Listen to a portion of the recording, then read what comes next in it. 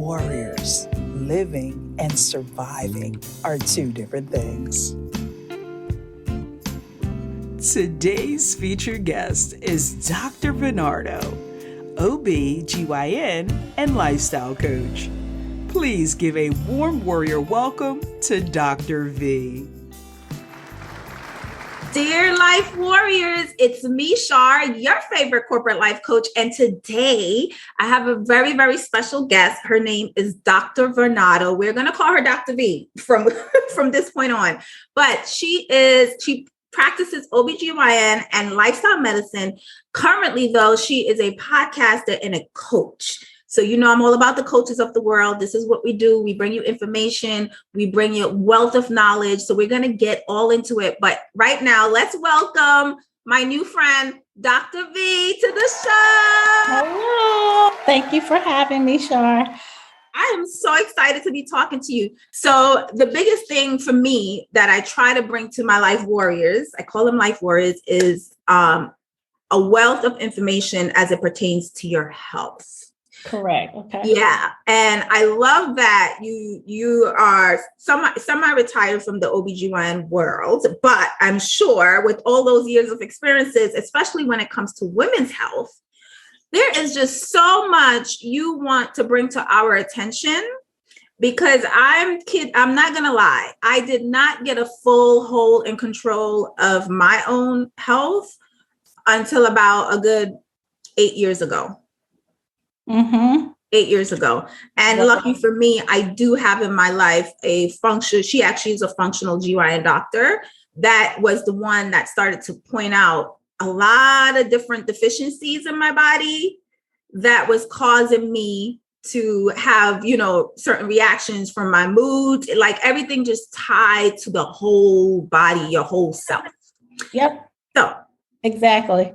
With that being said, tell me first of all, what is lifestyle? When you say lifestyle medicine, what does that mean? So lifestyle medicine is similar to functional medicine.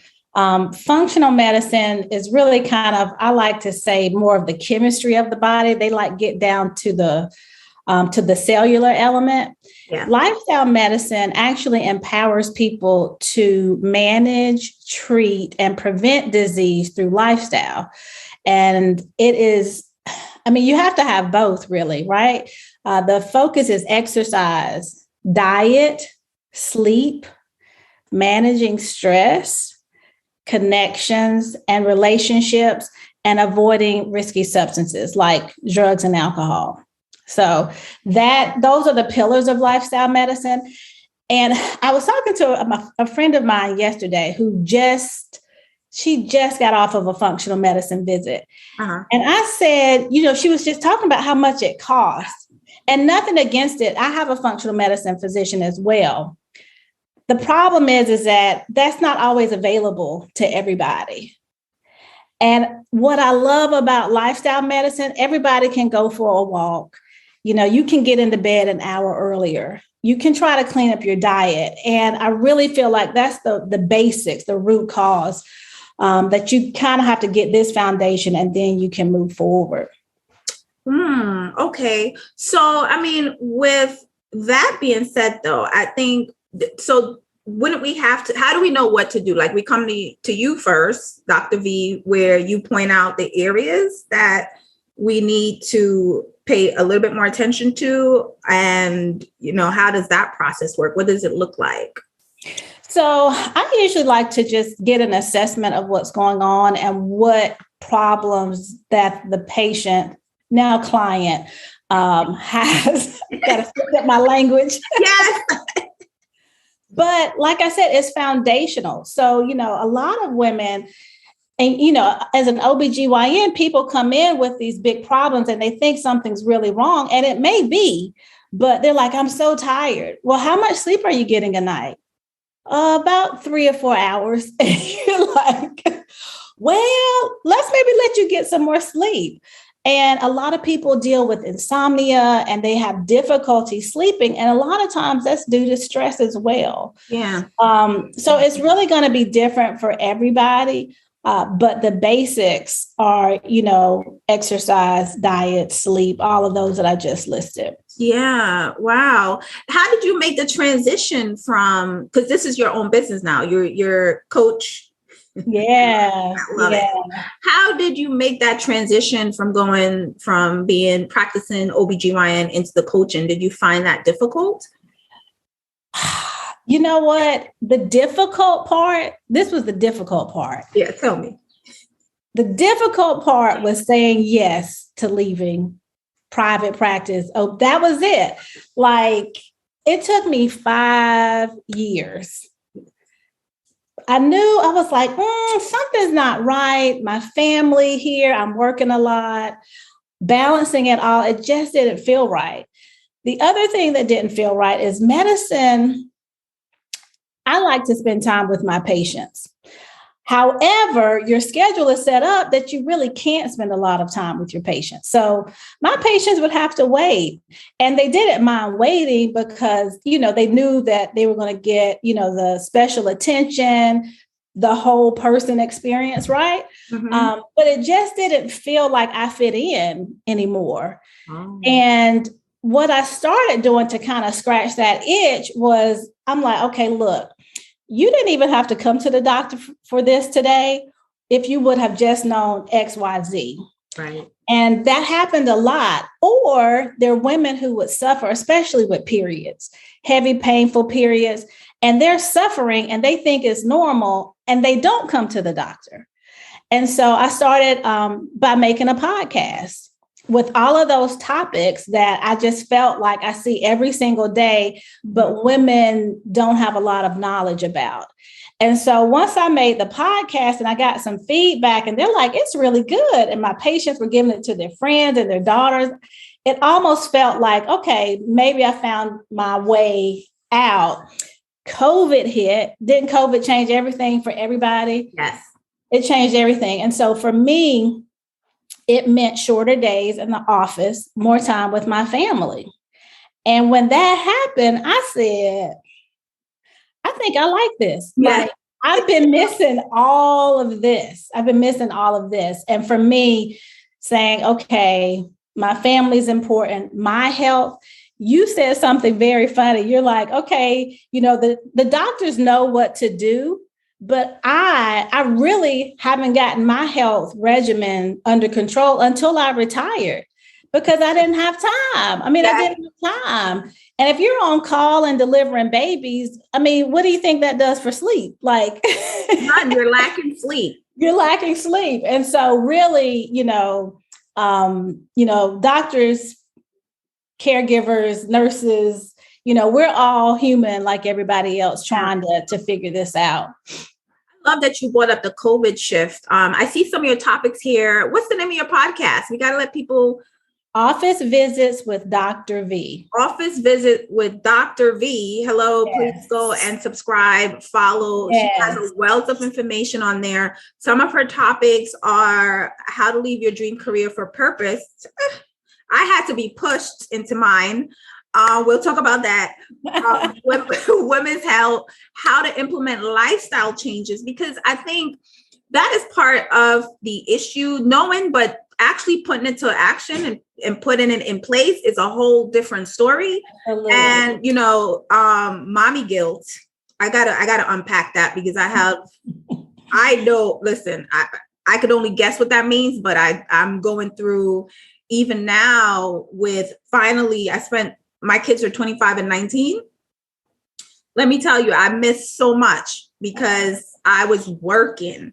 I know. And it's a lot of guilt still, that sits within our soul about that. Yes. And then the good piece that I love is the COVID mindset shift, because I know we all went through collectively this traumatic experience together as a whole, as a society, as a globe, on a global scale. No one person could deny that the pandemic did not do something to them in this world.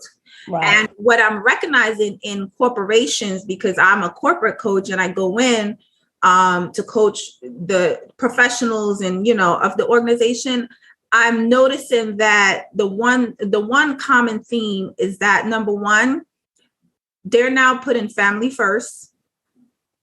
People are no longer about the workplace. They're like, listen, I now know what's important. Yes. That's the biggest change. Yes. And it's so crazy because if they get that piece right, they'll be happier and then they'll be more productive in their job. So, it's we've had it wrong for quite a while. We have. And I think, and I love that you said, if, because I preach this, if your personal life, if everything is functioning well in your personal life, that will trickle on over to your professional life. That's who's coming to work. Yeah. The star that comes to work has a whole lot of stuff going on at home, and I'm showing up with that stuff. Right. So I just feel like it's the perfect time right now for you to be really doing what you're doing and bringing all this wealth of information.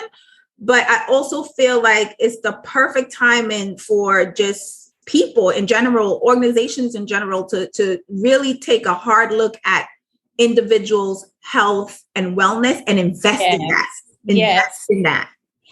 And I love the thought of the Great Resignation. Oh, I love the thought of that. And I've exited during the Great Resignation, and I have one of my episodes is about that. And it's what I love about it is that the employee has some power, and really, companies want to be successful, want to make money, whatever their vision or mission is.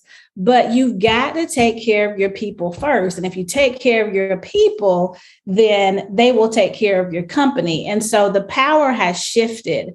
And a lot of people, and I saw it as I was practicing, like in real time, people were like not doing their jobs. I feel like I need to do XYZ and do a complete 180. And so the Great Resignation, I feel like, has given people permission to do something completely different that is not expected of them. Whereas you and I were trying to figure this out and take the leap, and everybody's like, what are you doing? Like, Ed, what are you doing? You crazy? Now everybody's like changing their jobs. No, listen, I think I've said it. I think this always comes up somehow in every interview, where the biggest thing I remember my mom saying to me when I was about to start this business, Your Healthy Reality, she went, "You're the only person I know starting a business broke." She's like, you're leaving your nice, beautiful, cushy job. Cause I was vice president, and that paycheck was beautiful. I don't know if you have the same experience where you had to really sit hard and say, okay, if I'm going to leave this behind, that to me probably was the hardest part of my decision-making process, because I'm the only person that's taking care of my household. So it was like, okay, am I going to really do this? Yeah. And so you're the only person taking care of your household. I've been married, it'll be 18 years this September. So do you have a show on that? We need a show. Tell all my patients and friends, you got to marry the right person. He's the right person. If you got the wrong one, it's going to take a lot of effort. That's the part. How do you know? But that's for another show. That's another show. The good Lord, I'm just trying to tell you, he led me to my husband, but we have always been a team, right? And so family was important to us. And there was a point where I was working a lot and he was working, and we were like, we had a nanny at our house, and it's like, we don't want nannies raising our kids. And so he started to stay at home. So I am the breadwinner. I had a stay-at-home dad who was phenomenal, very secure in his manhood, and it worked, but I was the breadwinner. And, I don't have any shame in saying, there's a 6-figure income and a 6-figure lifestyle. So when you leave that, it's like, how are we going to replace this income? And so this really really for me is a walk of faith. But it's so much more rewarding. I do miss my patients, but I feel like I'm tapping into a part of their lives that we really can't address in the office. I agree. And you know, with that, do you feel like the health system is broken just the way they, why did you, I'm from the healthcare world. So I spent 20 years of my career, although on the HR side, but in the healthcare system. Yeah. So I did it for hospital system, medical groups, behavioral health, home care, you name it. I have the healthcare experience. Right. So okay. I know. It's broken. No, I just want to hear it from you. Yeah. I'm trying to be, I've said that very statement, the hospital system is broken, and I'm trying to be more positive in my language. Mm-hmm. And I would probably say the focus and what drives the healthcare system is broken. And you'll hear companies saying, oh, we're going to put the patient first. But how are you putting the patient first if they only get 10 minutes with their doctor? Right. Like, I mean, that's not even enough time to figure out what's going on. And I just don't. And again, that's why I love lifestyle medicine, because we're getting to the root cause. Yeah. And trying to help people build, a life of health and wellness from the ground up. Yeah. It's broken. And I'm going to just say it. I'm having an emphasis on physician burnout. The people that are providing the care are burned out. Wow. They're burned out. Especially these older doctors. I mean, there was a time where you could do what you needed to do with your patients. You didn't have to answer to insurance companies. And now it's like there's all of these people telling you how to take care of your patients, which, okay, if I just talk with the peer-to-peer, then they approve it. But it took it took a day for me to get to talk to somebody. And then that delays my patient's either diagnosis or my patient getting the medication that they need. On top of that, there's something called the electronic medical record. Yeah. Which is great. I love it for patients because you can see your labs, you can see the notes. But for us on the opposite side, we've got to put in all this data. Mm-hmm. And that takes time. So we see our patients during the day, and then at night, we're putting in all the data. And so it's not the same. And I definitely think that when we learn to adapt, it gets better. But we're not taking care of ourselves. We're just not. And COVID highlighted that. Wow. And it's important. I'm so glad you said about the physician burnout, because I've seen it and they're exhausted. And how are they supposed to give back or pour into a patient when themselves are not well? They're not at their best. They cannot operate at their best. And what's really sad for me is that the organization don't really care about the people providing the care. They care about the bottom line that you guys are generating. And not so much, which is, that's a whole nother fight. We can't be widgets. When you're talking about patient facing, and for me, having people's lives in your hand, you can't look at that on a spreadsheet. Right. And just put all these metrics in. It's a different animal. Yeah. You mentioned that, whatever's going on at home, you bring that to work. And I think by nature, and I don't think I'm far off, is our culture is just to pour into our patients. Mm. But a lot of us have put our family, have spent more time with our patients than our family on hold. And you talk about mommy guilt. I love Maya Angelou's quote, when you know better, you do better. When you know better, you do better. And when when we don't know, we're really just doing the best we can because we don't know. And so, I see it changing. Yes. I see it changing. And I think we will get there. But physicians, any healthcare provider, going to have to open our mouths and say what we want and need. Any advice on how to really tackle that mommy guilt? So I'll just tell you how I tackled it. Yeah. It was always a priority for me. I started working what they call part-time, which basically means I left a half hour earlier. Yeah, it's the same thing. Yeah. But it's like, it was just little bits of trying to go pick them up from school and try to make dinner at home and let's go to the park.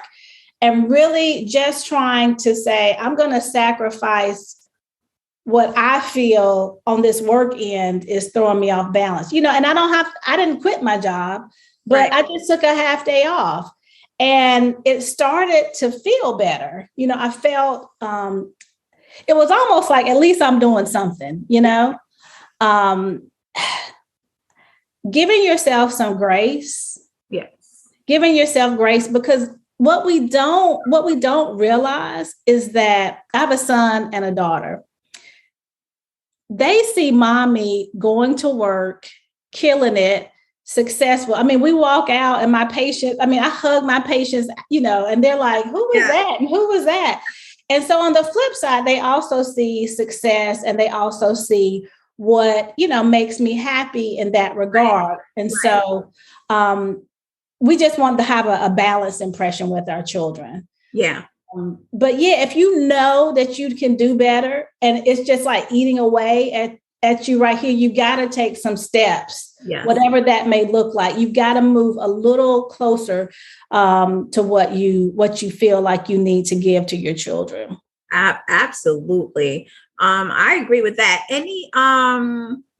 What would you say is or currently your greatest accomplishment from even just stepping away from the OBGYN into now your own practice of, running a podcast, running a successful coaching business as it relates to health? Like, because I know for me, there was a time where this transition happened where I had a moment of,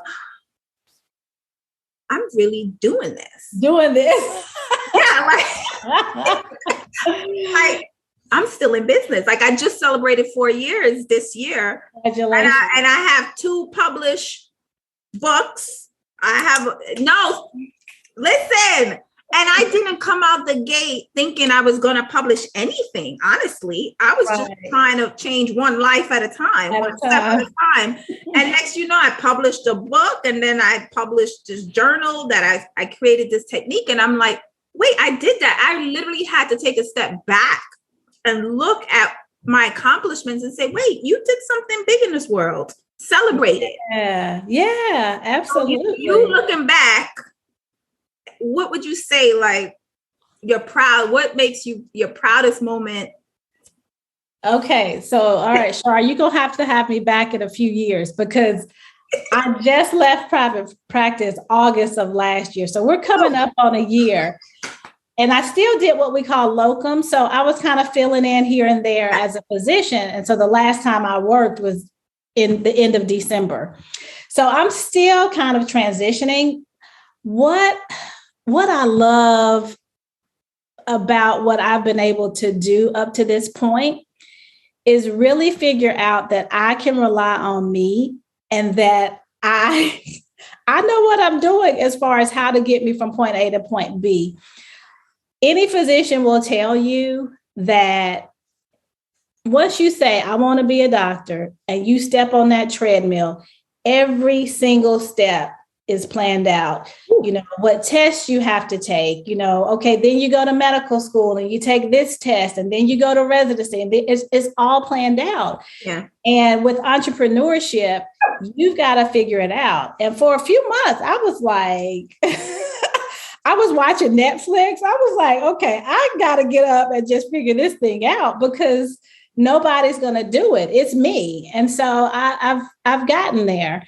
And I know that, my trajectory now that I've gotten those pieces together is going to be amazing. Yeah. I'm going to tell you this, though. I already the first year is so important. I'm shocked that you said you're in your first year because you have to recognize, hello, you have a whole podcast going. You do have a lot of clients now. We don't call them patients. You have clients and you have been changing lives within the first year. A lot of people step out the gate in their first year and it's silent. Yeah. And, it helps. You. I say that. Okay. Thank you for letting me see that. Thank you, Shar. I mean, I think a part of that is that my patients and, people, and I'm in an area where I grew up. I went away, got all my education, and I came back home.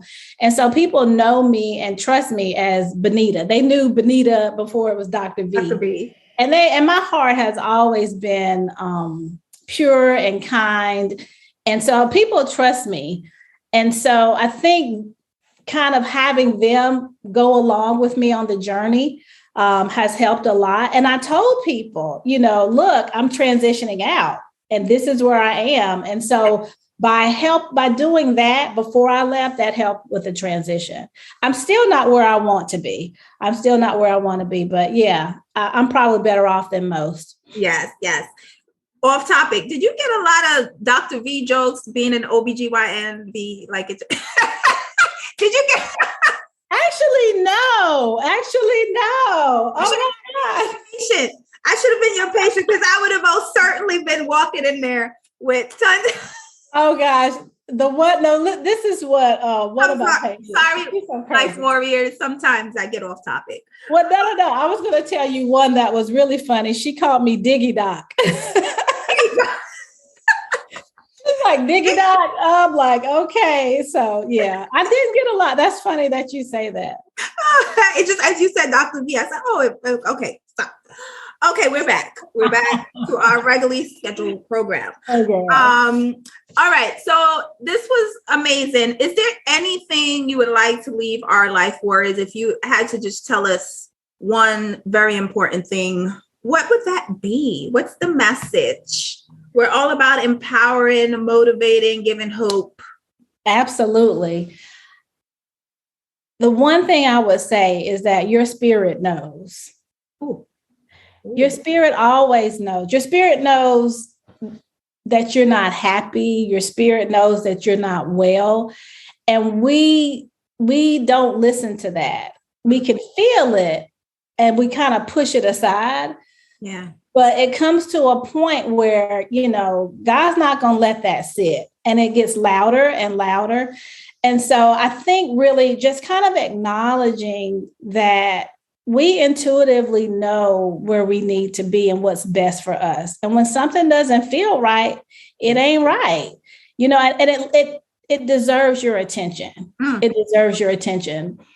Most people who are not on purpose have that unrest, they have that, I'm not where I'm supposed to be. And it manifests in all different kinds of ways, which is another show. But yeah, your spirit knows and trust that what is best for you. No matter what the culture says, yes. No matter what it looks like, even if it took you 12 years to become a doctor, it can always look different, so it doesn't have to look like everybody else. Woo, I love that. Okay, life warriors, your spirit knows and it deserves your attention. Oh my goodness. If something doesn't feel right, it deserves your attention. I'm taking that one with me for the rest of my life because I think oftentimes we ignore it, like Dr. V says, and it deserves your attention. I'm gonna keep saying that. It deserves your attention. Well said. That's well said, Shar. It deserves your attention. Thank you. All right, Dr. V, it was a pleasure. I cannot wait to join your podcast. Everyone, I'm going to give you all the information when I post the video. Please follow, please subscribe to her podcast. Amazing. And let's keep the world a great and happy place. And remember, there is a coach out here that loves you.